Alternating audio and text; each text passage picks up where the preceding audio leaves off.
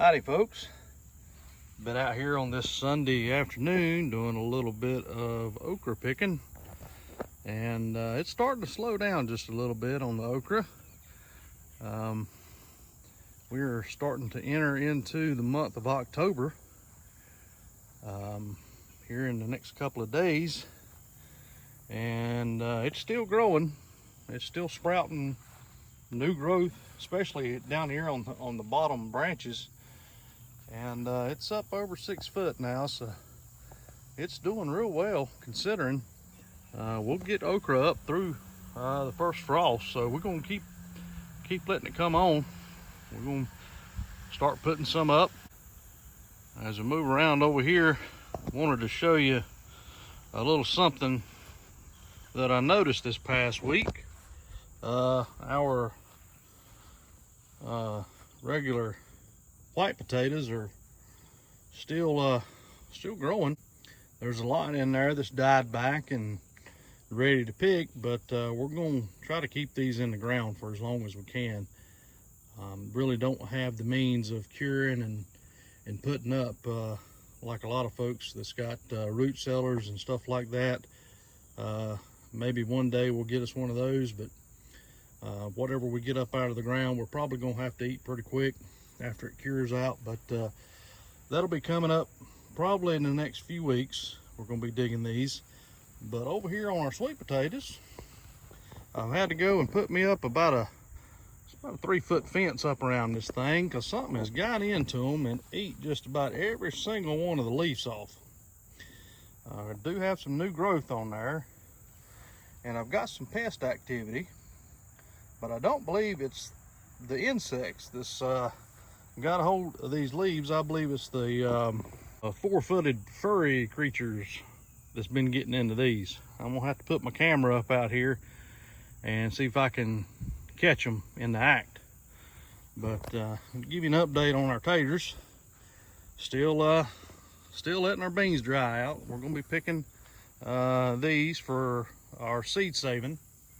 And just right quick, the broccoli here is doing real well. Every bit of it's coming up, growing real well. Moving on down here to where we've got our cabbage planted, and you can see that it's starting to come up pretty good. I'm not getting the germination that I thought I'd get on this one. Maybe I planted some too deep and it's just not quite come up yet. Over here on our 4 blend lettuce mix, you can see it's doing real well. And again, yep, I got a little heavy-handed. And we're still having an issue down here with our winter giant spinach. Something's coming along, and as soon as it starts growing, it starts eating it. And it's chewing it. So some type of chewing insect. I don't see a lot of tracks or anything here in the soil that would indicate rabbits or anything getting into it. So I believe this is some type of chewing insect that is getting into the spinach. So we'll have to figure out what we're going to do there. Pumpkins, well, they're not doing so well. With all the rain we've been getting and the forecasted rain for the next few days, I've got the neem oil, but I just can't get it on there in time for it to do its thing before the rains come and wash it out. So still fighting this mildew issue that we've got here. Plenty of male flowers that are blooming, and the female flowers that do bloom, they're starting to drop the fruit about as soon as they start growing. So just not getting any production on the pumpkins.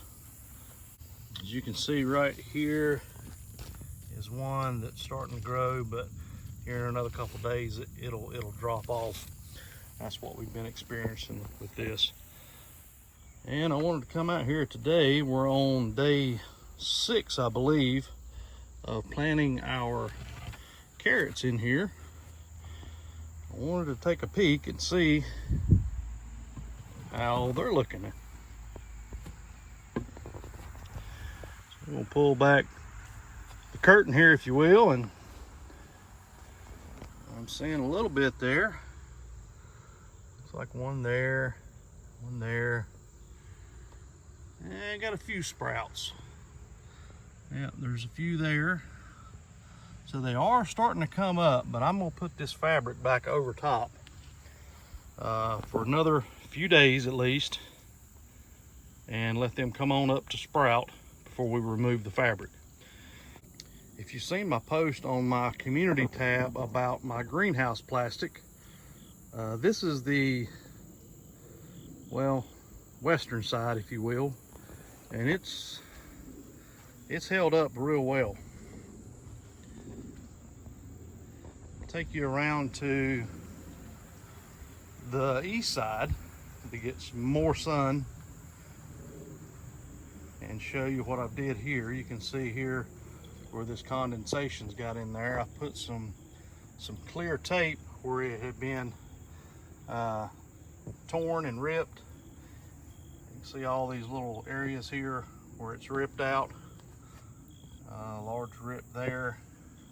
All along this side that gets a lot of the sunlight, it's just really tore it up. Well, this past storm that come through, the tropical storm Helene, we only got probably, I believe it was about 1.75 inches to 2 inches of rain here in the Piedmont in central North Carolina, but the wind just tattered the top of it there. Let me take you inside here so you can see how it's affected it.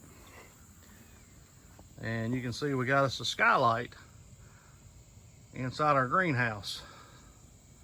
So the plan was to just tape up the torn areas to get us through the winter, and then we'd come back early spring, put us some new plastic down. Well, I've got just enough left of this plastic to cover it. I'm gonna go ahead and cut the tattered, torn pieces off and put the other plastic back down. But I won't be using this plastic anymore. This is one of the Amazon specials. Farm Lulu, I believe, was the brand. I did post a comment, a review on it, saying that it didn't even make it 1 year.